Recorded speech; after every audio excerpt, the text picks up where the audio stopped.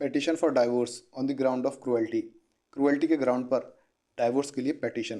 Question कैसे आता है?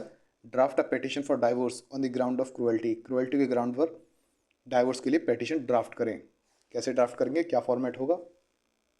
सबसे पहले कोर्ट का नाम, जैसे in the court of principal जज फैमिली कोर्ट मेरठ। उसके बाद पेटिशन नंबर, उसके बाद पेटिशनर की डिटेल्स आती हैं और रेस्पोंडेंट की डिटेल्स। प्लेंट में क्या था? प्लेंट में था प्लेंटिफ और डिफेंडेंट। पेटिशन में क्या होता है? पेटिशन में होता है पेटिशनर और रेस्पोंडेंट। मान लीजिए यहाँ पर पेटिशन जो डाली है डाइवोर्स के लिए वह वाइफ ने डाली है हस्बैंड के अगेंस्ट।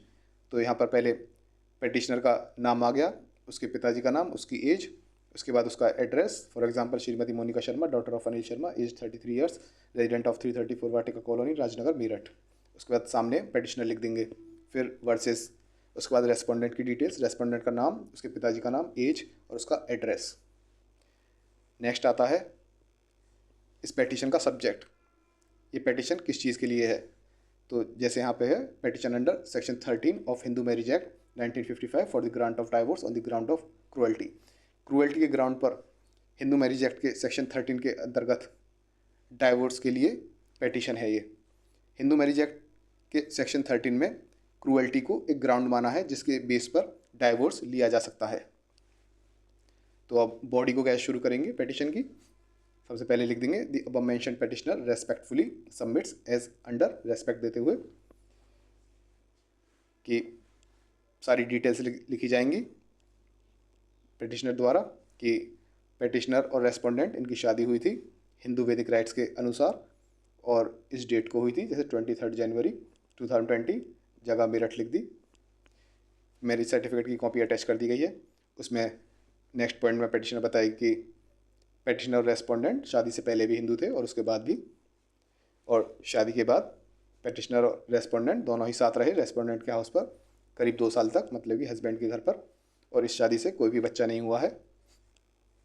उसके बाद पेटिशनर बताएगी कि उसका ट्रीटमेंट कैसे हुआ कि फरवरी 2022 में रेस्पोंडेंट ने उसको इल ट्रीट करना शुरू कर दिया और मई के महीने में उसने उसको फिजिकली असॉल्ट करना शुरू कर दिया बिना किसी कारण के, और जून महीने में रेस्पोंडेंट ने, हस्बैंड ने वाइफ को अटैक किया एक आयरन रॉड से, जिससे कि उसको सीरियस इंजरीज आई और उसके हाथ में मल्टीपल फ्रैक्चर्स आए।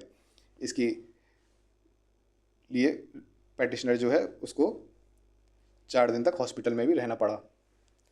इसकी मेडिकल रिपोर्ट अटैच कर दी गई है। उसके बाद पेटिशनर जो है, वाइफ जो है, वह कहती है कि रेस्पोंडेंट ने उसको वायलेंट और क्रूअल मैनर में ट्रीट करना कंटिन्यू रखा, जारी रखा।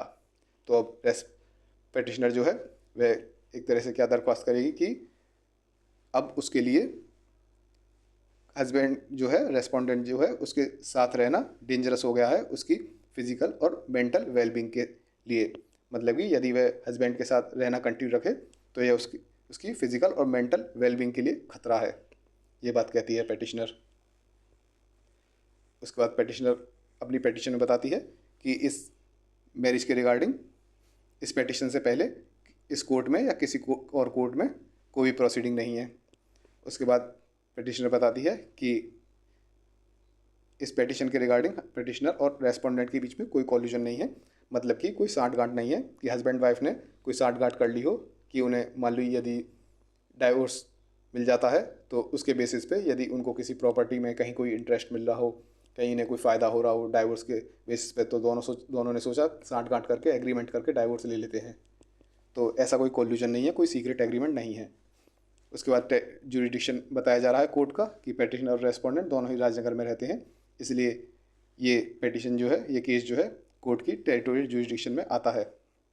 उसके बाद कोर्ट की फ़ीस के बारे में बताया जा रहा है कि कोर्ट की रिक्विजिट फीस जो है वह पे कर दी गई है पेटिशनर द्वारा। ये सारे फैक्ट्स बता दिए गए हैं। उसके बाद प्रेयर जो है, क्या रिलीफ चाहिए पेटिशनर को, वाइफ को। Petitioner therefore prays. तो पेटिशनर वाइफ जो है क्या प्रे करती है कि उसको डाइवोर्स की डिक्री ग्रांट की जाए और इस केस में जो भी कॉस्ट लगी हैं पेटिशन में वह अवॉर्ड की जाए, और कोर्ट को और भी कोई चीज़ फिट और प्रॉपर लगती हो जस्टिस के इंटरेस्ट में तो ऐसा भी कोई और ऑर्डर पास करे कोर्ट। तो ये इसकी प्रेयर है कि क्या क्या रिलीफ चाहिए। रिलीफ के बाद, प्रेयर के बाद प्लेस लिख दिया जाता है, मेरठ, डेट लिख दी जाती है। उसके बाद पेटिशनर के साइन होंगे, थ्रू किस एडवोकेट के थ्रू पेटिशन गई है ये लिख दिया जाएगा, पेटिशन एडवोकेट का नाम, साइन। उसके बाद वेरिफिकेशन आता है। वेरिफिकेशन में पेटिशनर जो है वाइफ बताती है कौन कौन से पैराज जो हैं उसकी खुद की नॉलेज के हैं और कौन कौन से पैराज जो हैं उसको लीगल एडवाइस दी गई है एडवोकेट द्वारा जिनको वो सच मानती है। जैसे यहाँ पर बताया पैरा 1 से लेकर 7 तक उसकी नॉलेज के हैं। पैरा 1 से लेकर 7 शुरुआत से लेके कि ऐसे ऐसे शादी हुई, ऐसे ऐसे साथ रहे, और ऐसे इल ट्रीटमेंट हुआ, असॉल्ट वगैरह हुआ, और उनके बीच में कोई साठ गांठ नहीं है, यहाँ तक तो इसकी खुद की नॉलेज के हैं। बाकी ये पैराग्राफ जो हैं ये इसके एडवोकेट ने बताए होंगे कि कोर्ट का जुरिसडिक्शन, कोर्ट की फ़ीस वगैरह ये इसकी लीगल एडवाइस के बेस पे हैं जिनको यह सच मानती है। I believe the same to be true. उसके बाद जगह लिख दी जाएगी कहाँ वेरीफाई किया गया है कि मेरठ, और डेट लिख दी जाएगी 20 दिसंबर 2024, पेटिशनर के साइन। ये थी डाइवोर्स की पेटिशन। अब क्वेश्चन ये भी आ जाता है कि साथ में कि ये तो वाइफ ने डाइवोर्स के लिए पेटिशन डाली है, अब हस्बैंड की तरफ से जो जवाब आएगा, जो रिटर्न स्टेटमेंट आएगा, वो भी क्वेश्चन आ जाता है, साथ के साथ आ जाता है कभी कभी। तो उसका रिटर्न स्टेटमेंट भी साथ के साथ देख लेते हैं, हस्बैंड का क्या जवाब आएगा रिटर्न स्टेटमेंट। क्वेश्चन कैसे आता है, draft a return statement from the side of husband. तो ये भी लिखना हो तो पहली डिटेल्स तो सभी सेम रहेंगी कि कोर्ट वगैरह और पिटिशनर रेस्पोंडेंट की डिटेल्स ये सभी सेम रहेंगी। जैसे जैसे in the court of principal जज family court Meerut, petition number, उसके बाद पेटिशनर की डिटेल्स, उसका नाम, पिताजी का नाम, एज, एड्रेस, सामने पेटिशनर लिख के वर्सेस, उसके बाद रेस्पोंडेंट की डिटेल्स, उसका नाम, पिताजी का नाम, एज, उसका एड्रेस, ये सब लिख के फिर शुरुआत करते हैं रिटर्न स्टेटमेंट की। ऐसे the return statement on behalf of the defendant is as under. पहले बताता है रेस्पोंडेंट हस्बैंड जो है कि the para number 1 2 3 are admitted, किन किन चीज़ को एडमिट कर रहा है 1 से लेकर 3 तक। जैसे कि इनकी शादी हुई थी, ये हिंदू थे पहले भी, अब भी हिंदू हैं, और ये 2 साल तक साथ रहे, और इनके कोई बच्चा नहीं है। ये 300 चीज़ एडमिट कर रहा है, इनमें कोई डिनाई करने वाली बात ही नहीं है। अब नेक्स्ट में क्या है,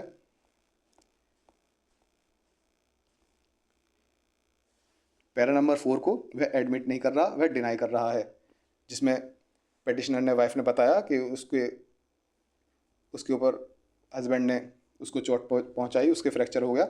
इसमें रेस्पोंडेंट बताता है, हस्बैंड बताता है the petitioner fell from the stairs and got fractures due to it. इसमें हस्बैंड बताता है कि इस वाले पैरा को, जिसमें वो बता रही है कि मेरे हाथ तोड़ दिया, हाथ में फ्रैक्चर्स आ गए, ये एडमिट नहीं करता मैं इस पैरा को, इसको डिनाई करता हूँ, क्योंकि जो पेटिशनर थी, वाइफ जो थी, वह सीढ़ियों से गिर गई थी, इस कारण उसको फ्रैक्चर आए थे। नेक्स्ट किसको, पैरा को एडमिट नहीं कर रहा, पैरा नंबर 5 को डिनाई कर रहा है। पैरा नंबर 5 देखते हैं इसमें क्या कहा है वाइफ ने, पेटिशनर ने, कि हस्बैंड ने उसको उसके बाद भी कंटिन्यू रखा क्रूअल और वॉयलेंट मैनर में ट्रीट करना। उस घटना के बाद भी हस्बैंड उसको ऐसे ही ट्रीट करता रहा।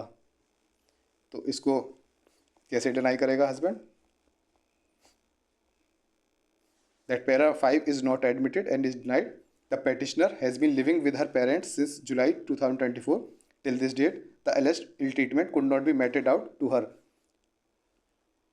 हस्बैंड कह रहा है जब उसको चोट लगी उसके बाद वो पेटिशनर है, वाइफ जो है, वह अपने पेरेंट्स के साथ ही रह रही है जुलाई 2024 से, सॉरी ये डेट गलत हो गई है, ये डेट है जुलाई 2022, मतलब कि जब उनका फ्रैक्चर हुआ, फ्रैक्चर जून में हुआ, जुलाई से ही 2022 से वाइफ जो है अपने पेरेंट्स के साथ ही रह रही है, वो अपने मायके में ही रह रही है।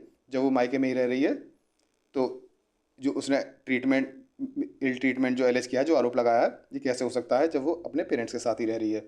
उसके बाद रेस्पोंडेंट जो है, हस्बैंड जो है, वह कहता है that para number 6 and 7 need no reply from the respondent. इन पैरास का कोई रिप्लाई देने की कोई ज़रूरत नहीं है। कैसे, पैरा नंबर 6 और 7 देखते हैं। इसमें बताया गया कि इस कोर्ट में या किसी और कोर्ट में इस पेटिशन के रिगार्डिंग कोई प्रोसीडिंग नहीं है और हस्बैंड वाइफ के बीच में कोई कॉल्यूजन वगैरह नहीं है, तो इनका कोई रिप्लाई देने की ज़रूरत ही नहीं है। ये तो वाइफ के द्वारा कही गई है कि ऐसे ऐसे कोई प्रोसीडिंग नहीं चल रही और ये इनका कोई एडमिट डिनाई करने की इनमें कोई ज़रूरत ही नहीं है। नेक्स्ट जो पॉइंट आएंगे आपके जुरिसडिक्शन और कोर्ट फी वगैरह वाले ये लीगल पॉइंट्स हैं, इनका भी कोई रिप्लाई देने की ज़रूरत नहीं है, इनको ना ही एडमिट किया जा सकता ना ही डिनाई किया जा सकता, ये लीगल चीज़ें हैं। दैट पैरा 8 एंड 9 मतलब कि जुरिस्डिक्शन और कोर्ट फी वाले ये लीगल हैं, इनका लिए ना तो कोई एडमिशन करना हमें ना ही कोई डिनाई करना। एडिशनल प्ली, एडिशनल बात अपने पक्ष में रखनी हो, वह हस्बैंड रखता है कि that the case is false, ये केस फॉल्स है, बेसलेस है, विक्सेशियस है और ये लाइबल है डिसमिस होने के लिए कॉस्ट के साथ, ये डिसमिस होने लायक केस है। उसके बाद प्लेस आ जाएगा, मेरठ, डेट आ जाएगी, रेस्पोंडेंट के साइन थ्रू एडवोकेट, किस एडवोकेट के थ्रू। उसके बाद वेरिफिकेशन में बता देगा कौन कौन से पैराज उसके खुद की नॉलेज के हैं और कौन कौन से पैराज लीगल एडवाइस के बेस पे हैं जिनको वह सच मानता है। उसके बाद साइन और वेरीफाई कर देगा, प्लेस का नाम, डेट वगैरह। उसके बाद रेस्पोंडेंट के साइन, कौन कौन से पैराज इसने अपनी नॉलेज के बेस पे ट्रू माने हैं 1 से लेकर 4 तक, ये सभी पैराज इसने वो माने हैं कि हाँ इसकी खुद की नॉलेज के हैं। और ये जो था जुरिस्डिक्शन वगैरह ये सब को कैसे एडमिट करना है या डिनाई करना है, या फिर इसमें कहा है इनको एडमिट और डिनाई करने की ज़रूरत ही नहीं है, इसके एडवोकेट ने बताया होगा, क्योंकि जुरिस्डिक्शन वगैरह कोर्ट फी वगैरह इसका रेस्पोंडेंट से क्या मतलब हो सकता है, उसको लीगल नॉलेज नहीं हो, तो ये एडवोकेट की एडवाइस पे हैं। तो 5 और 6 जो हैं ये एडवोकेट की एडवाइस पे हैं जिनको वह सच मानता है। यह हो गया हस्बैंड की तरफ से रिटन स्टेटमेंट। आपको रिवीजन के लिए नोट्स चाहिए तो आपको वेबसाइट www.desillb.com पर जाकर मिल जाएंगे।